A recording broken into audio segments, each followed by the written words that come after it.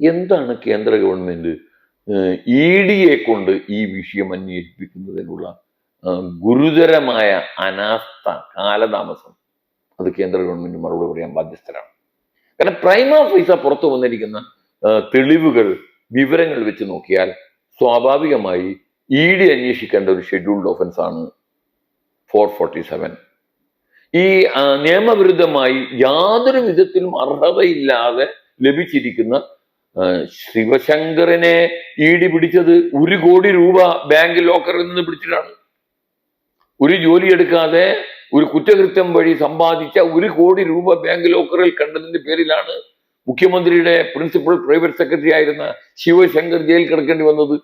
ഇത് 1,72,00,000 രൂപ ഒരു കുറ്റകൃത്യം വഴി സമ്പാദിച്ച പണമാണെന്ന് ഒരു കേന്ദ്ര ഗവൺമെന്റിന് തന്നെ ഒരു അധികാര സ്ഥാനത്ത് നിന്നുള്ള ഒരു വിവരം പുറത്തു വന്നിട്ടും കേന്ദ്രം ഇതിൽ മൗനിയായി നിൽക്കുന്നു.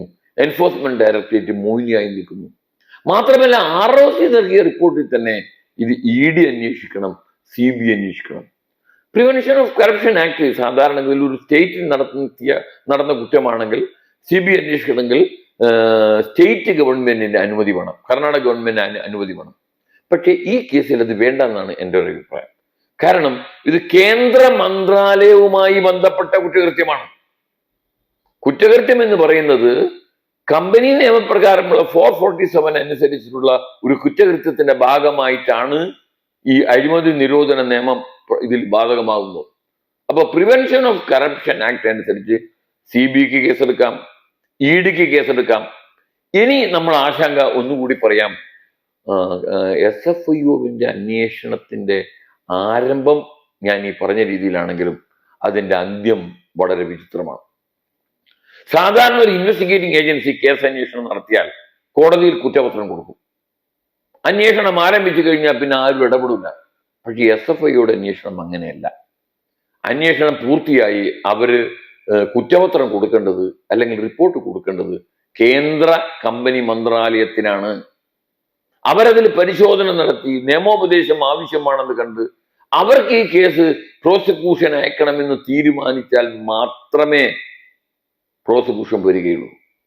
അപ്പൊ ഞാൻ പറഞ്ഞുകൊണ്ടിരിക്കുന്നത്, എൻ്റെ അഭിപ്രായം, ഇത് BJP കേരളത്തിലെ മാർക്സിസ്റ്റ് പാർട്ടിയെ തങ്ങളുടെ വരുതിക്ക് നിർത്താൻ വേണ്ടിയുള്ള ഒരു അടവ് തന്ത്രം അല്ലെങ്കിൽ ഒരു ഭീഷണി. പിണറായി വിജയന്റെ തലക്കൊരു വാൾ ഉയർത്തി, ഇതാ നിങ്ങളെ ED പിടിക്കാം, CBI പിടിക്കാം, നിങ്ങളെ SFIOന്റെ അന്വേഷണത്തിന്റെ പരിധിയിലും നിങ്ങൾ വരാം. അല്ലാതെ ED അന്വേഷണത്തെയും പ്രിവെൻഷൻ ഓഫ് കറപ്ഷൻ ആക്ട് പ്രകാരമുള്ള കുറ്റം ചെയ്തതിന് CBI അന്വേഷണം. കാരണം EDയും CBIയും അന്വേഷണം ആരംഭിച്ചാൽ അത് അവസാനിപ്പിക്കാത്ര എളുപ്പമല്ല. കാരണം ഇതിൽ കുറ്റപത്രം കൊടുത്തില്ലെങ്കിൽ കോടതിക്ക് ഇടപെടാം. പക്ഷേ SFIOയുടെ അന്വേഷണം ആരംഭിച്ചു കഴിഞ്ഞു, അതിന്റെ അന്വേഷണം പൂർത്തിയായി കഴിഞ്ഞാൽ കോടതിയിൽ നേരിട്ടെത്താൻ സാധ്യതയില്ല. നിയമപരമായി തന്നെ കേന്ദ്ര ഗവൺമെന്റിനാണ് എത്താൻ സാധ്യതയുള്ളത്. അപ്പൊ ഒരു സംസ്ഥാനത്ത് നടന്ന 2-3 സംസ്ഥാനങ്ങൾ ബന്ധപ്പെട്ട് കിടക്കുന്ന, കാരണം പണം കൊടുത്ത കർത്തയുടെ കമ്പനി കേരളത്തിൽ, പണം വാങ്ങിയ വീണയുടെ കമ്പനി ബാംഗ്ലൂരിൽ, ഇത് വാങ്ങി കൊടുത്തു എന്നുള്ള വിവരം പുറത്തു വന്നത് സെറ്റിൽമെന്റ് ബോർഡിന്റെ ഡൽഹിയിലുള്ള ആസ്ഥാനത്തു നിന്നും.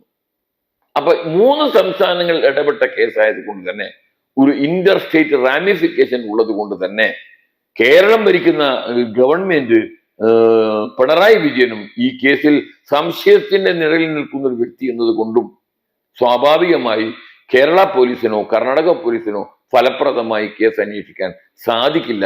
ഒരു CBI അന്വേഷണം കൊണ്ട് മാത്രമേ യഥാർത്ഥ പ്രതികളെ നിയമത്തിന് മുന്നിൽ കൊണ്ടുവരാൻ കഴിയുകയുള്ളൂ. കേന്ദ്ര ഗവൺമെന്റിന്റെ സമീപനത്തെ കുറിച്ച് പറയാം.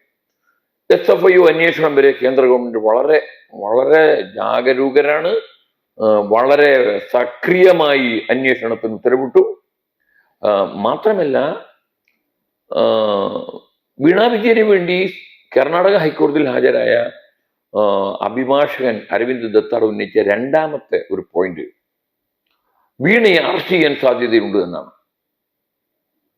അറസ്റ്റ് ചെയ്തു കഴിഞ്ഞാൽ സ്വാഭാവികമായി ഈ SFIOവിന്റെ കേസിൽ അറസ്റ്റ് ചെയ്തു കഴിഞ്ഞാൽ ജാമ്യം അത്ര എളുപ്പമല്ല.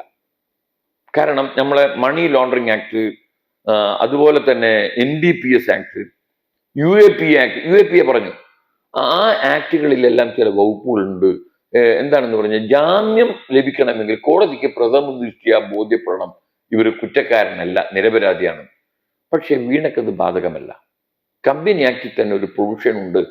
18 വയസ്സിന് താഴെയുള്ള ആളും സ്ത്രീകളും മന്ദബുദ്ധിയുള്ള അംഗവൈകല്യമുള്ള ആളുമാണെങ്കിൽ അവർക്ക് ഈ പ്രൊട്ടക്ഷൻ, ഈ ജാമ്യത്തിന്റെ വിഷയം, വകുപ്പുകൾ ബാധകമല്ല.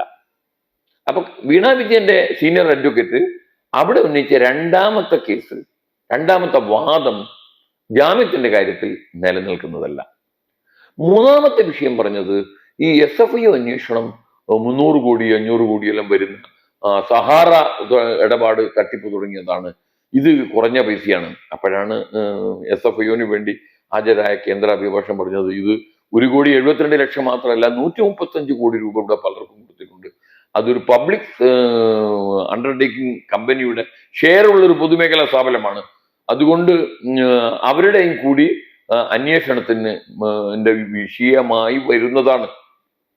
അപ്പൊ കർണാടക ഹൈക്കോടതിയിലെ വാദങ്ങൾ ഓരോന്നായി പൊടിഞ്ഞു തരിപ്പണമായിട്ടാണ് ആ ഹർജി അവിടുന്ന് തള്ളിയത്. ഇനി സെക്കൻഡ്ലി, EDക്ക് എൻഫോഴ്സ്മെന്റ് ഡയറക്ടറേറ്റ് ദേശീയ തലത്തിൽ നമ്മൾ കാണുന്നുണ്ട് BJPയോട് എതിർപ്പുള്ള കോൺഗ്രസിന്റെ മുൻ മന്ത്രിമാരെ, മുഖ്യമന്ത്രിമാരെ. ഒരു മുഖ്യമന്ത്രി ജയിലിലാണ്, ഒരു ഡെപ്യൂട്ടി മുഖ്യമന്ത്രി ജയിലിലാണ്, എത്രയോ മന്ത്രിമാർ ജയിലിലാണ്. EDയുടെ പിടിയിൽ വേട്ടയാടലിന് വിധേയമായി അവരെല്ലാം ജയിലിൽ കിടക്കുന്നു. എന്താണ് കേന്ദ്ര ഗവൺമെന്റ് EDയെ കൊണ്ട് ഈ വിഷയം അന്വേഷിപ്പിക്കുന്നതിനുള്ള ഗുരുതരമായ അനാസ്ഥ, കാലതാമസം? അത് കേന്ദ്ര ഗവൺമെന്റ് മറുപടി പറയാൻ ബാധ്യസ്ഥരാണ്.